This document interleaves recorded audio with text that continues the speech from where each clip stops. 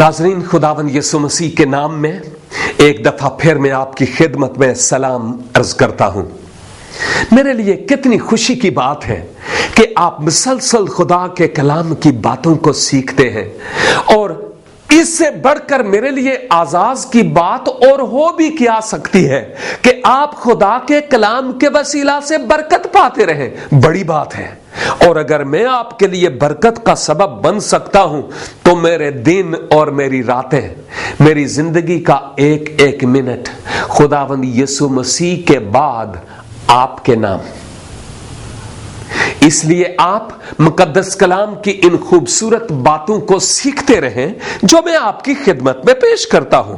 केवल इसके मैं आगे बढ़ूं, मैं ये बताना चाह रहा हूं कि गुजरे यानी कल हमने जो मैसेज सुना था, उस मैसेज में यह था कि यीशु आसमान पर गए और अपने शागिर्दों से वादा किया कि मैं एक दूसरा मददगार तुम्हें भेजूंगा। वो जो दूसरा मददगार था आएगा और वो तुम्हारे साथ और तुम्हारे अंदर होगा। तुम्हारा काम यह होगा कि तुम इंतजार करना। और शागिर्द जो 120 की जमात थी यरूशलेम के बालाखाने में इंतजार करते थे उस वादे के पूरा होने के लिए।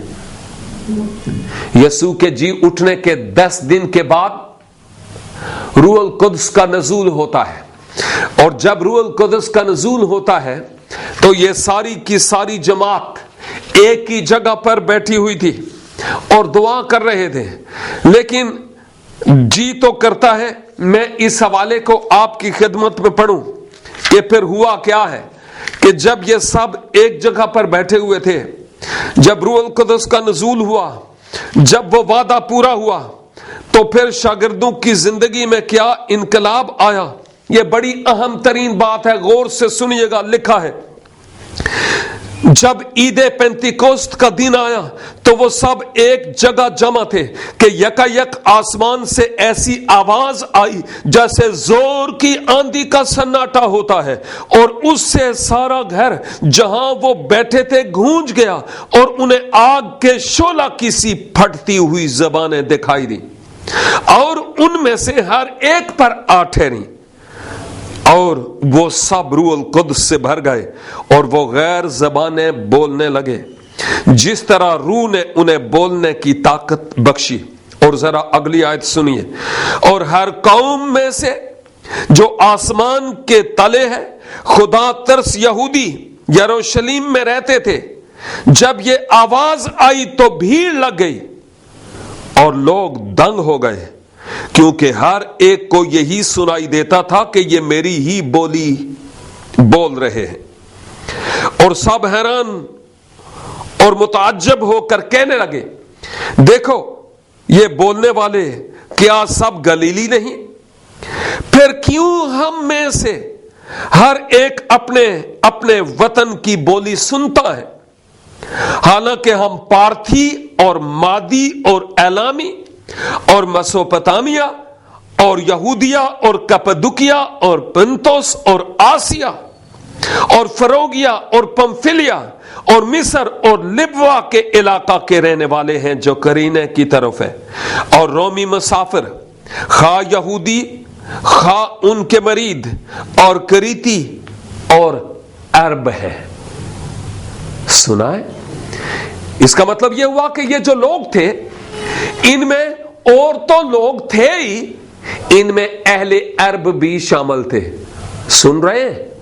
अरबी लोग भी, अरब के लोग भी उन लोगों में शामिल थे जो यहां नज़ूल रूहुल कुद्स के वक्त यरूशलेम में मौजूद थे। तो जब रूहुल कुद्स का नज़ूल हुआ, लिखा है वो तमाम रूहुल कुद्स से भर गए और फिर वो मुख्तलिफ ज़बानें बोलने लगे।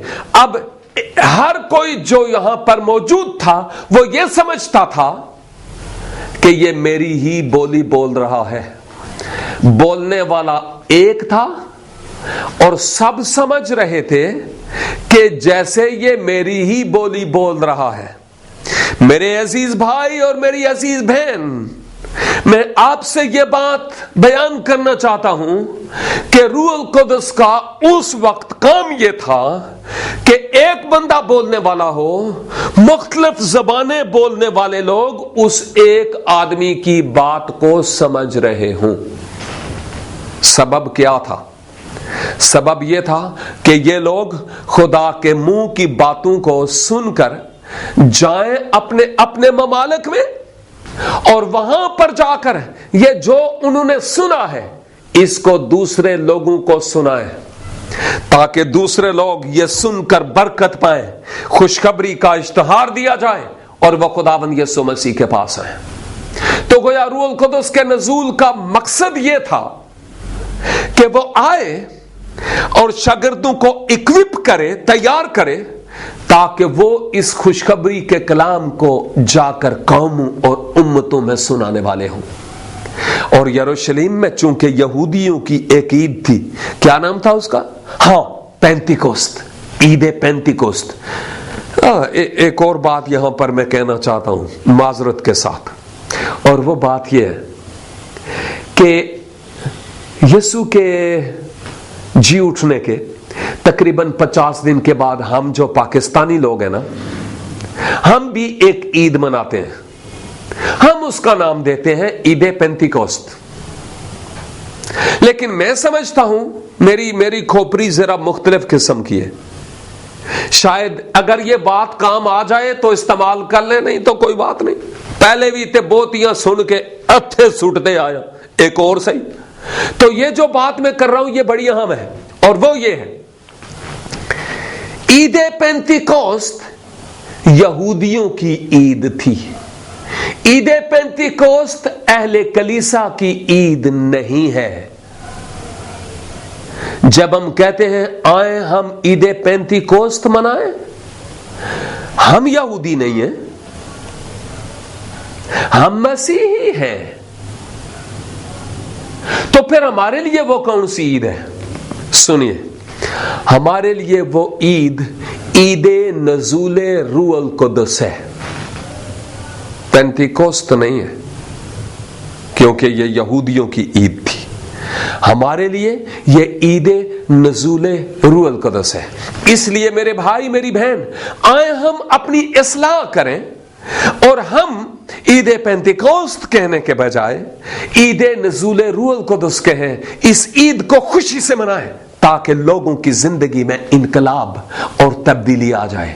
تو روح القدس آیا تاکہ مختلف لوگ خوشخبری کا کلام سنیں اور وہ اپنے اپنے علاقوں میں جائیں، وہاں پر جا کر اس خوشخبری کا اشتہار دیں، قومیں اور امتیں ان باتوں کو سنیں۔ حال ہی میں مجھے ایک خادم کو ملنے کا اتفاق ہوا، اس کی سکن ڈارک تھی اور وہ افریقہ سے تھا۔ اس نے مجھے یہ کہا کہ میں حبشی خوجے کی اولاد ہوں۔ میں نہیں سمجھا۔ پھر وہ کہنے لگا کہ وہ جو ملکہ کندہ کا وزیر تھا نا اعمال کی کتاب میں، جس کو فلپس کو رویا میں لی کے جا اور خوشخبری سنا، وہ شخص حبشی خوجا تھا، وہ میرے ملک میں گیا ایتھوپیا میں، اور وہاں پر جا کر اس نے خوشخبری سنائی میرے باپ دادے نے۔ گویا ہم اس کی محنتوں کا نتیجہ ہیں۔ آپ کس کی محنت کا نتیجہ ہیں؟ یاد ہے؟ سنیے، یہ وہ اہم باتیں ہیں جن کی طرف میں آپ کی توجہ لانا چاہتا ہوں۔ لیکن نزول روح القدس کا ایک خاص مقصد تھا دیے جانے کا۔ نمبر 1 تو وہ ہمارے ساتھ اب تک رہے، ہمارے دل کے اندر ہو۔ یہ بڑی اہم باتیں ہیں، لیکن میں اس بات پر بات کرنے سے پہلے یہاں پر آپ کے ساتھ مل کر لیتا ہوں چھوٹی سی بریک۔ دیکھتے رہیے پروگرام چراغ راہ صرف گواہی ٹیلی ویژن پر۔ Thank you very much.